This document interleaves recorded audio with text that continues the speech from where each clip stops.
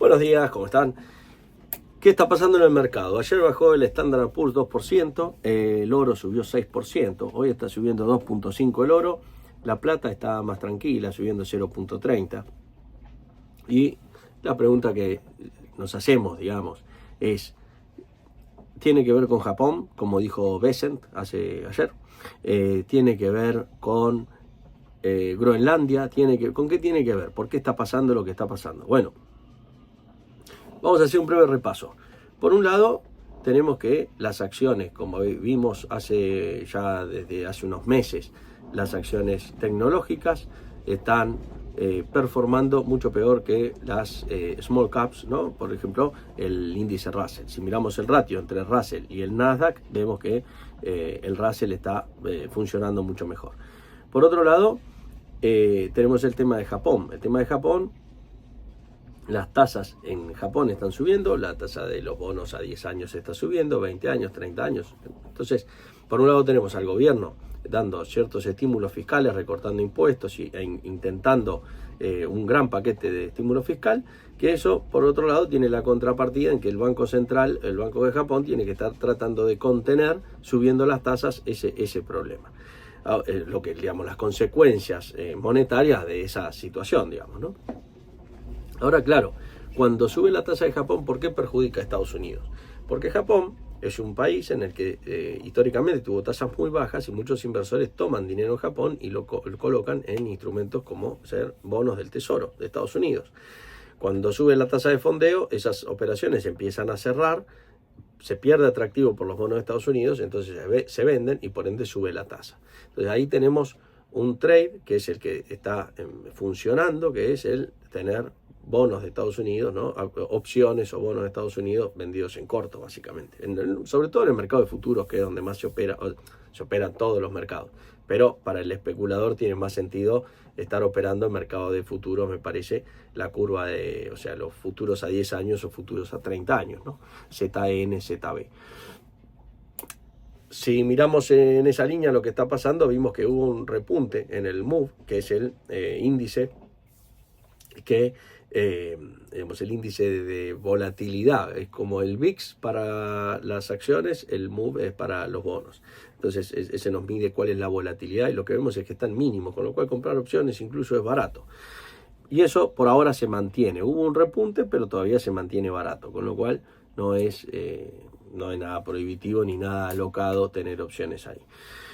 Por otro lado tenemos los commodities, dijimos el oro, no es normal que suba 6% en un día, eso lo que te está mostrando es que hay cierta euforia, cierto clima comprador ahí, ¿no? Y por otro lado la plata subió mucho el viernes,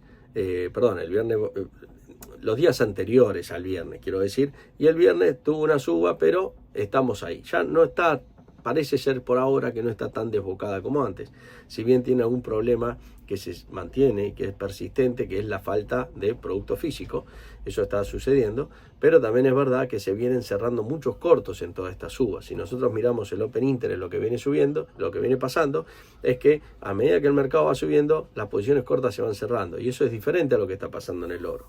Que se cierren posiciones a medida que el precio suba significa, o sea, que haya menos Open Interest, significa que hay posiciones que estaban vendidas que se están cerrando, ni más ni menos. A veces puede haber una rotación, entonces no se ve tan claro. ¿Por qué?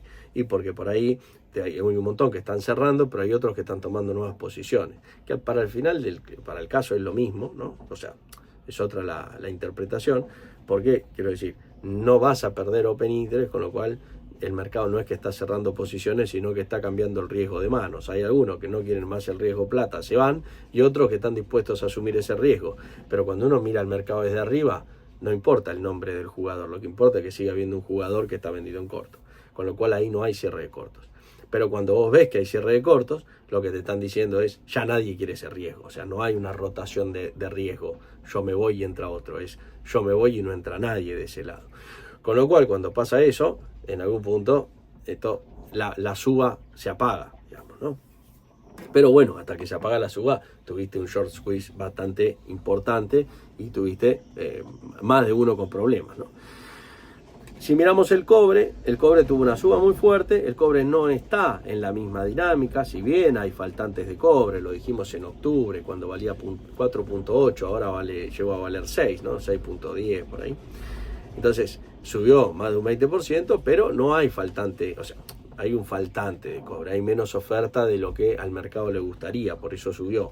Pero no es algo imposible de conseguir ni nada, porque las minas están, lo que pasa es que no son rentables a determinados precios. O sea, como la mina está, la mina de cobre, hay descubrimientos, no hay tantos como había antes, es verdad, pero a determinado precio empieza a haber oferta, con lo cual el mercado lo toma con mucha más, me parece, con mucha más tranquilidad esto. Si bien la demanda industrial es muy persistente y cada vez se necesita más por todas las cuestiones, autos eléctricos y demás, el cobre es uno de los metales que más se utiliza. Pero bueno, como dijimos, esa es la situación. Si vamos al producto en sí, o sea, ¿qué está pasando hoy? Los instrumentos, si vemos cómo puedo operar eso.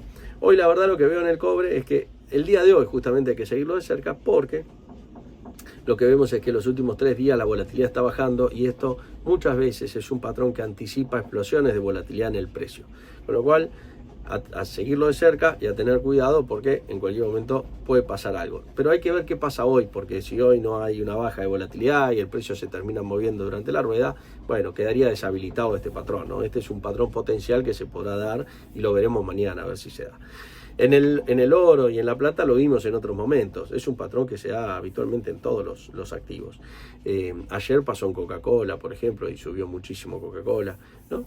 Y después tenemos los bonos a 10 años y a 30 años de Estados Unidos. Mi visión, como dije ya hace unas semanas, es bajista, y creo que esos bonos van a seguir bajistas, por más que Estados Unidos le pidió al Banco de Japón que intervenga. Creo que pueden intervenir, pero también tiene una situación complicada, porque si hablamos de Japón, o volvemos al tema de Japón, recordemos que Japón tiene 250% de deuda sobre PBI, muy alta, pero también es dueño, el mismo Estado, o sea, el Banco de Japón, del 50% de esa deuda, con lo cual es muy alta, pero hay gran parte que está intraestado. Eso no es gratis, o sea, es mejor, si se quiere, a que esté en el exterior, digamos, en manos de privados, a nivel riesgo de deuda me refiero, ¿no? Pero por otro lado no es gratis, porque vos tenés el problema de lo que se llama el déficit cuasi fiscal. Vos empezás te suben las tasas, entonces el Estado tiene que pagar, o sea, tenés que convalidar cada vez más tasas desde el ministerio, ¿no? Para rolear esa deuda. Y por otro lado, el banco tiene que, a su vez, el Banco de Japón, con sus tenencias, le bajan de precio porque le suben las tasas. Si suben las tasas, te baja el precio de los bonos. Con lo cual, generás un problema. O sea, no es gratis. En algún punto eso se termina. Lo tenés que arreglar porque se termina. El tema es que hay países que les dura muchísimo, porque son países que tienen alta credibilidad, porque el mercado confía, y porque el mercado además no le queda otra más que confiar muchas veces, porque son muy grandes y son realmente estructuralmente importantes para la economía global. Y otra cosa es si el mismo problema lo tiene un país como Argentina, no sé, Bolivia o cualquiera de estos países, que lo que les pasa es que si llegan a hacer un desmanejo de estas características, les dura 5 años y se van al tacho, no durás tanto tiempo haciéndolo. Tampoco estoy diciendo que haya un desmanejo espantoso en el caso de Japón, estoy diciendo son situaciones que se van generando, y bueno, solucionarlas tiene un riesgo político, pero también tiene un riesgo económico. Nada de eso es gratis. Por supuesto que no se arreglan o no se llegan a arreglar, porque a veces el riesgo percibido de arreglarlo es mucho peor que el problema en sí, ¿no? Es lo que se percibe, por eso es que no se lo arregla, y además está el costo político y demás. Con lo cual, bueno, esa es la situación macro. Si miramos el Standard & Poor's en el pre-market, ¿qué está pasando? El pre-market nos marcó un overnight subiendo y después bajando a niveles de cierre de ayer, lo cual esto para mí es bueno, porque habilita a cierto patrón que es muy operable, sobre todo al comienzo de la rueda. El problema que puede haber, y que muchas veces se da, situación que se puede dar, es que a mí, ¿qué me gustaría ver hoy en el mercado? A mí me gustaría ver hoy un mercado que abre cerca del cierre de ayer, que baja y que luego recupera. Ese sería el mejor patrón para mí, para poder operarlo. ¿Cómo operarlo? Lo voy a operar alcista si se da. ¿Qué voy a esperar? La recuperación de los máximos de ayer. Ese sería mi trade. Para que se dé, necesito ese patrón. El peor escenario para mí sería que no se dé eso y que que el mercado empiece a recuperar antes, que es muy probable, porque ayer hubo una baja muy fuerte, entonces el mercado va a empezar, me parece a mí, minutos antes del mercado, antes de que abra, va a empezar a recuperar y ahí habrá que tomar una decisión. Si uno se sube asumiendo el riesgo o si uno espera a que el mercado abra. La verdad es que lo importante ahí es ver el volumen. Hay que ver si hay volumen. El problema sería, si hay recuperación sin volumen, no hay que meterse. ¿Pero por qué? No porque el volumen convalide el precio en sí. Bueno, sí. Pero lo que necesitamos, porque yo no opero en el pre-market por este motivo. En el pre-market, estoy hablando de los futuros, ¿no? Del barra ES. No hay, el mercado que opera durante la rueda no está activo. Entonces lo que necesitamos es que ese mercado esté activo, porque si no, cuando abra el mercado puede haber un ajuste muy fuerte, que igual puede haberlo. Pero si hay volumen, significa que el mercado ya empezó a operar ahí. O sea, el mercado institucional, el grande, ya empezó a operar ahí. Lo que hay que mirar es que el volumen tenga que ver con lo que se opera en la rueda, ni más ni menos, no hay mucha ciencia. No hay un número fijo ni nada de eso. Pero sí es tener eso en cuenta, porque si, como digo, mi trade hoy es apostar a la recuperación. Ahora, voy a apostar a la recuperación si se da cierto patrón. Apostar a la recuperación es una idea. Eso después hay que pasarlo en un setup operativo, digamos. La palabra setup está muy de moda también. Pero tiene que haber, esa es la diferencia entre una idea y una idea de ejecución, digamos, ¿no? Esto es como todo. Vos decís, yo voy a poner una pizzería, está fantástico, voy a poner una pizzería.